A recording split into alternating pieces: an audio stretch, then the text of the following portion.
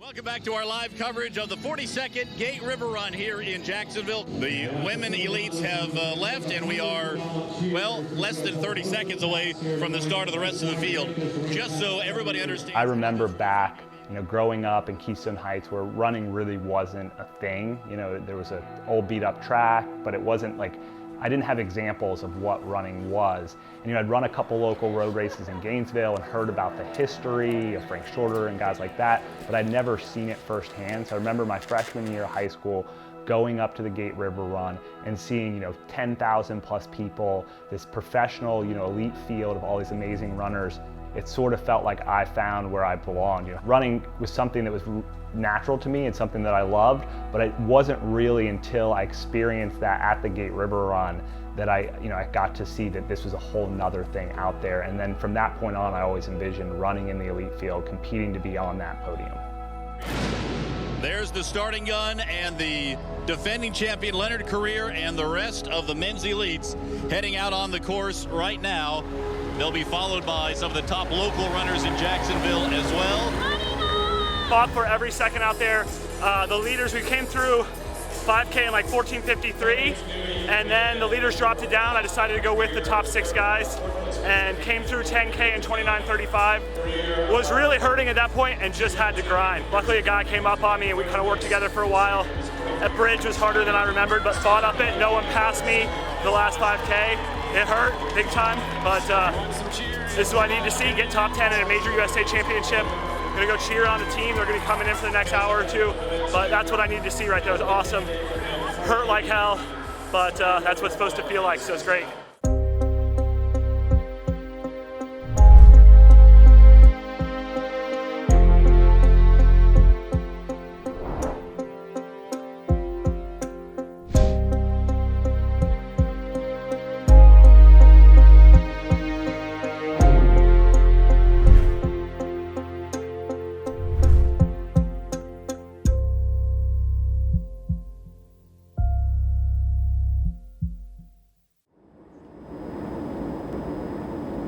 The head springs for the Ichetuckney, which is a first magnitude spring. There's a couple different springs there that start the Chuckney River. It's a state park. It's right there, and this is where I was born. We're going to walk up into the woods. So we lived on 130 acres right up here. It's a little different than when I was here, but not too much has changed. Trees are a little bigger. Cabin's probably going to be a little more run down. I haven't been out here in a couple years. Kind of going back to the earth a little bit. So when I say, I had a unique upbringing, I really mean it. Things were, at the time it seemed normal to me, but looking back, things were quite special and just different from how most kids grew up. Whether it was from, living in a 130-year-old log cabin in the middle of the woods that my mom, had just kind of found next to a beautiful state park with nice crystal clear springs. The cabin had been empty for a long time. Very old kind of composting and was on 110 acres of land across the street from the state park. The land was beautiful and the cabin had appeal, a certain charm that, so definitely the minute I saw it, I couldn't envision not being in it. So my mom was, a bit of kind of a hippie, sort of, kind of made her own way, did what she felt was best for us, whether it was, we were vegan early years, eventually went to vegetarian, just ate really healthy, all these foods that, 25, 30 years ago, no one really was eating. It wasn't mainstream. That's who my mom was, and it was an example to all of us that, follow the path that you feel is best, not just what society is pushing you to do or what other people think you need to do. So that manifested itself, from an early age in my life, and I've always looked up to my mom for that. I thought we were always going to grow up in the woods and always live there together, but I realized my kids had their own destiny. And didn't get my first haircut until I was 15 or something like that, besides a trim here and there. We didn't even have birth certificate, I didn't get a birth certificate until I was 5 years old. It opens up, you just tell, but watch the ground. This is where I grew up, where I was born, lived here till I was 12. This is the kitchen. My mom spent a lot of time in here cooking really great food for me and my brothers. This was our living space, kind of like schoolroom, functional family house, dining room, everything in this space here. We had a big wood stove that kind of kept us warm in the winter. And my little brother was born, I remember, like right out here in the front yard. So this is our bathroom. As you can tell, it's been dismantled. There's no more floorboards or anything like that, but we had a tub in here, bath or toilet right there. It was really clean, nice. This doesn't really do it justice. And this is the room I was actually born in. We had bunk beds in here, three on this side that like went up, and then three on this side that went up that my stepdad had built. I didn't really realize it at the time, but just being so active, running in the woods, I was basically training to be a runner. And so when I did take it up as a competitive sport and started, running track and cross country, it really did just come natural to me because I'd been doing it, my entire life. I never knew about anything about running, and we were not in the school system. So I think he was about 11 or 12 when he ran his first race, and that was a little 5K in Keystone. I'd see him at local 5Ks, and he was this little scrawny kid, in middle school, and he had a long ponytail all the way down to his behind. You couldn't miss him. And I thought, wow, what an interesting kid. And I would see his mom, and his mom would be at these meets, and she'd be barefoot, and they were just such interesting people.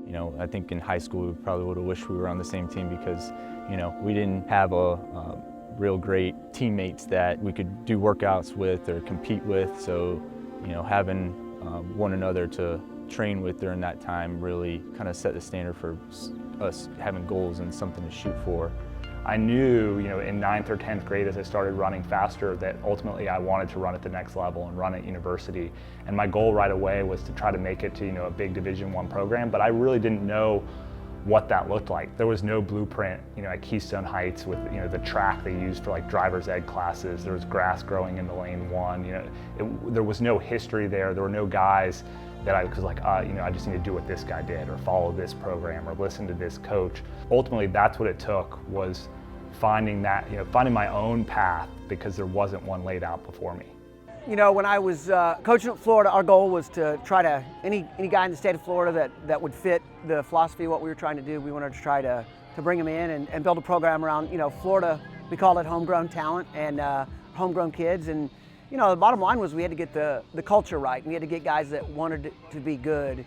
We felt like that desire, character, hunger, some of those things were real important. And so, you start looking around and you see these guys and start hearing about them. And, their times were fine, but when you took a closer look, you found that there was a lot more than just that time that was there. There were people behind those times. And I think now as I see some of the things Enoch's doing, I think back on, the passion that he had then. And, he did some things that on paper he probably wasn't supposed to do. He beat a lot of guys that on paper he wasn't supposed to beat. And at the end of the day, the guy from Keystone Heights comes over here and we work together and we build a team that at times was top 10 in the country. And I think a lot of that comes from, Enoch and Justin Taylor and different guys, Jeremy Crichione and local guys. But Enoch was the centerpiece for helping bring those guys together, and he was just so enthusiastic and exciting. We had a bunch of fifth-year seniors that were the leaders, that were the faster guys on the team. So that first year I really just tried to follow, get stronger, learn from them. And then after that, it was that sophomore year that I started to fulfill more of a leadership position. I think Enoch really led by example and had a strong passion for what he was doing and what the team was doing. And I think that just exuded confidence in the team and just seeing how passionate he was about things. I remember we were recruiting some kids and Enoch comes in one day and he goes, hey, this was before you're doing everything online as much. And, he's going, oh, I talked to this kid, I saw him there. And I'm like, this guy's, he's out recruiting me, this guy on my team, And so he was enthusiastic and positive, kind of the same things we see now. No matter what it was, soccer, running, surfing, you name it, whatever he was involved with, you had this sense of just, it's all or nothing. Then when he graduated with a business degree the year of the recession. And that's when Enoch said his plan was to play poker. And that's not what you think when your kid graduates from college. I asked Enoch, so what do you do for a living? I knew he had graduated from UF, And he said, actually, I play poker professionally online. I really didn't know what that meant, and the more he explained, I was like, okay, I kind of get it, not really. As I started saying, I'm a professional poker player, often people would be like, either one, what is that? Or two, there was always a negative connotation for sure that you're a gambler or that you're going to lose all your money or something like that. It's definitely a different path and different experience, but I always tried to not really let what other people think or what their misconceptions are guide what I want to do. My mom, she was quite understanding, I guess, for the most part. My dad, though, I think to this day, he still doesn't really understand it. And I think he's quite happy that Enoch is actually doing something different than playing poker. Ultimately, even though I had a very successful poker career and did it for 5 or 6 years, I always felt like there was something missing, and it really was just that I was at my computer, didn't really have a community, didn't really get to share and interact with other people and help other people. And ultimately, that's why I kept kind of coming back to running. It was something that I loved, something I was passionate about, but it was really about finding how to make that a career. We hired Eddie Garcia and Enoch to do a training program. Had a resume in front of me about this guy, Enoch Nadler, that had played poker, and I was like, well, I don't know who this guy is, but he ran for UF. Seems like he can be one of our coaches. And I signed up for the program myself, got to know him, and immediately it was evident that he really knew what he was talking about and really cared about all the runners. Enoch is the spark, right? Everybody's a little better because of his input, his belief in you when you don't believe in yourself, his positivity. It's just an emotional contagion that I think uplifts everyone in the community. The Florida Track Club has really old roots back to the Olympic days. Frank Shorter was a member, Jeff Galloway trained here in Gainesville, Marty LaCory, so we have just an excellent history. It was a very elite club at that point in time. And now the Florida Track Club is here to support the running community, which is where the training program came in. And then at the conclusion of that training program, Enoch spun off and started Team FTC, which has really brought a lot of, gotten a lot of people faster. I'm not going to say brought out fast runners because the people running with Team FTC were in Gainesville before. Right away, starting Team FTC, I could tell there was a need for it in the community, that people wanted run coaching, wanted a team, wanted something to be a part of. So really it picked up momentum quite quickly, even faster than I even thought it, that it would. And one of the challenges that people told me that were in the community and I could kind of see is Gainesville is relatively small. It's not a major city, but the community has supported us right away from day one. I think it's one of those, if you build it, they will come kind of things, and kudos to him for recognizing that there was really an interest and a need for this. Enoch is beginning a resurgence of the glory days that Gainesville had, and has had a couple peaks in it, but again, Gainesville has been lifted back up to where it always felt it was, a running town USA. We're challenged by our hot summers, but Enoch has brought back a spirit of running like this town has not seen in many years, maybe since Frank Shorter. There's always the allure of like the elite group where you're training in what's supposed to be ideal conditions, cooler temperatures, altitude, people that are faster than you, that can push you, all those things that a lot of people feel that they need to train at the highest level. I feel like what we have here is what I need to be at my best. I think his success is driven by his confidence and his belief in any particular individual, himself included, that there are no limits. Whether, if he's saying that you're gonna go, break the world record, you may or may not do it, but he's gonna instill the belief in you that you do what is necessary, you've got a chance. The exciting thing is how much he extends himself to so many other people on the team while training for this. I know if I was in his shoes, I'd be very insulated from any other distractions, and yet he gives himself so completely to his entire team, which is growing all the time.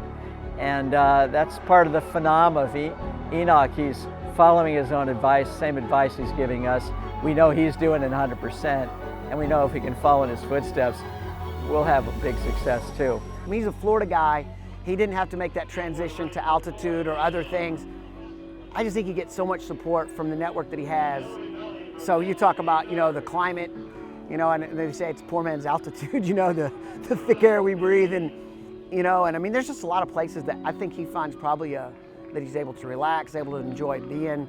So he's got the people, he's got the places, he's got a support network here in an environment that's just really positive. So Enoch's a Florida guy. He's the epitome of kind of what we were trying to do back when we went to nationals as a team here. A bunch of Florida guys bond together and do the work, and he's just kind of carried it on. His work ethic and how hard he tries at things, it's not surprising that he's having the success that he is. If it were anybody else, yeah, I'd say maybe that's the case, but you don't see a lot of people leave the sport multiple times and then come back and still have great success. So being that he's running and killing times that he did when he was younger, involved with it, you know, 100% at that time, it's really cool to see. Ever since I started running, and especially as I aspired to start, you know, running the marathon distance, Boston has always been something that I've wanted to do. You know, it's kind of the Super Bowl of running, and definitely the Super Bowl of marathoning. So, you know, I've always looked forward to doing Marathon Monday, and to be, you know, doing it as my second marathon as I build up towards the Olympic trials with, you know, 17 other runners that I've coached to qualify for Boston and to run this event is really, really special.